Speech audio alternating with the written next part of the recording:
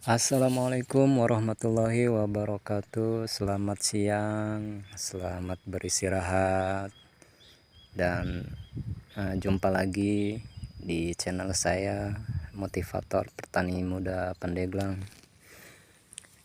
Di kesempatan siang yang berbahagia ini ya, alhamdulillah, karena melihat tanaman cabai yang seger-seger kayak gini itu bahagia, bos.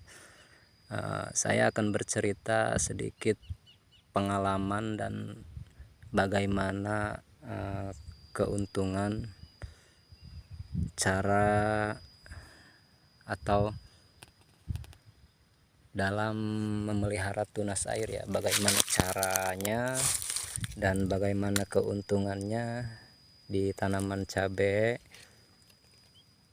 Tidak dirempel si tunas airnya ini nih, tidak dibuang, bos. Jadi kita pelihara. Jadi kalau dihitung-hitung secara bisnis ya, bos, kita walaupun sebagai petani itu harus pinter-pinter berbisnis ya. Jadi begini, keunggulan kita memelihara si tunas air ini nih, itu bisa buat biaya operasional atau buat biaya perawatan lah. Dari umur segini ataupun udah mulai panen itu bisa jadi perawatan nih si buah yang dihasilkan oleh tunas air ini nih. Itu terserah si petaninya sih sebetulnya, mau dirempel semua dari atas sampai bawah itu nggak apa-apa, dia bakalan tumbuh maksimal. Si tunas utamanya ini dia akan tumbuh secara maksimal ke atas. Cuman yang jadi kendala kita kan, yang dicari itu keuntungan, bukan hanya sekedar dia tumbuh tinggi gitu kan. Jadi kalau dihitung-hitung secara bisnis gitu ya, ini juga bisa menghasilkan, bos.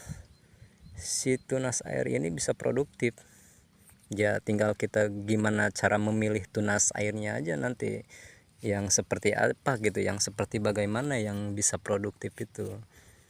Jadi di pengalaman saya, tunas air yang bisa produktif itu adalah tunas air yang ada di bagian bawah, paling bawah lah, dari paling bawah. Jadi maksimal 4 gitu, 1, 2, misalkan kalau ada 4 lah, maksimal 4 tunas air yang kita pelihara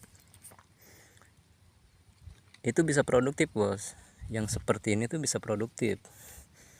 Jadi sayang kalau kita buang. Cuman kendalanya emang ada di pemupukan paling. Jadi kalau kita memelihara tunas air, pemupukannya itu emang benar-benar harus dikontrol, dijaga. Jangan sampai kita lengah, jangan sampai kita telat memberikan pupuk. Kalau ibarat manusia itu, yang ini induknya, si induknya ini punya anak. Jadi induknya ini bagaimana caranya supaya bisa memberi makan si tunas air ini nih, si anak ini. Berarti kan harus cukup ya, harus cukup si unsur haranya. Jadi kita harus perhatiin, harus benar-benar terjaga dari pupuknya itu.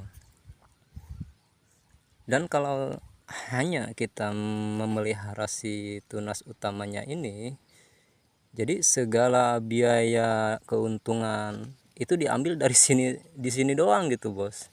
Dari si tunas utamanya ini.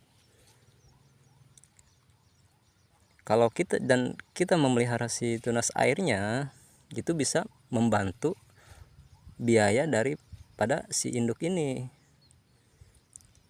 Ini untuk biaya perawatan kalau diperinci ya. Si tunas air untuk biaya perawatan, si tunas utama ini untuk keuntungan gitu, bos. Paling selisih sedikit lah masalah biaya pemupukan mah. Daripada kita tanam lagi kan misalkan pengen nanam lagi nih supaya ada banyak gitu pohonnya, kan sayang, lahannya juga harus lebih luas lagi gitu kan. Ini mah lahan sempit tapi kita punya pohon, ibarat punya pohon banyak gitu kan. Dan apa ya, yang paling produktif itu tadi saya sudah kasih tahu ya, sudah saya jelaskan. Intinya yang paling bawah 4, dari pangkal bawah itu ke atas 4 tunas, itu maksimal 4, lebih bagus lagi 2 atau 3 gitu ya bos ya. Dan sayang gitu kalau kita nggak pintar-pintar dalam memilih dan merawat si tanaman kita gitu, khususnya cabai gitu kan. Segitu aja gitu mungkinnya bos ya. Mudah-mudahan bermanfaat, dan emang itu saya sering ngalamin itu di lapangan itu seperti itu. Daripada kita ngurusin satu tunas utama doang, alangkah bagusnya kita memelihara si tunas air. Dan cara memeliharanya itu, perawatan itu atau perempelannya itu seperti ini bos. Jadi si tunas airnya itu kalau mau dirempel itu jangan ditarik ke bawah ya, tariknya ke samping gitu, biar mudah patah gitu, biar mudah lepas gitu dari si tunas utamanya, ke samping ya bos. Dan kalau yang kecil-kecil begini tuh nggak bakalan produktif dia, walaupun berbuah cuman 3-4 lah sedikit ya. Kalau yang seperti ini tunas yang ada paling bawah itu dia bisa berproduktif, bahkan bisa nyaingin si tunas utama. Dan si tunas air ini ya emang sifatnya itu rakus, jadi jangan kaget kalau misalkan si tunas air ini bisa lebih besar daripada si tunas utama ini, pohonnya ini emang rakus gitu. Ibarat orang tuh mah apa ya, gampang ibunya gitu, kalau punya makan itu gampang ibunya, buat anak aja dulu kan, seperti itu kan ya. Jadi antara si tanaman sama manusia itu sebetulnya nggak beda jauh. Oke, sekian dulu ya dari saya. Ini udah mulai terik banget nih. Selamat siang dan semoga kita selalu diberikan keberkahan dan dihasilkan segala maksud dan tujuannya, khususnya buat para petani semua dimanapun berada ya.